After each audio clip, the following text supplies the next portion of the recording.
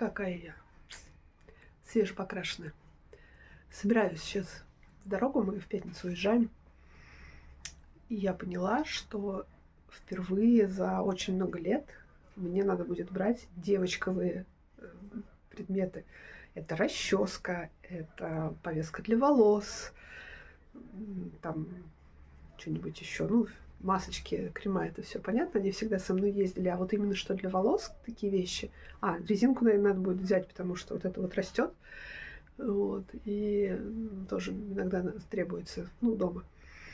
Вот, кто меня давно знает, я года 3, наверное, если не больше, ходила седая, ну, мне так нравилось тогда, и прям коротко стриженная, то есть у меня, ну, как мужская стрижка как бы была такая коротенькая.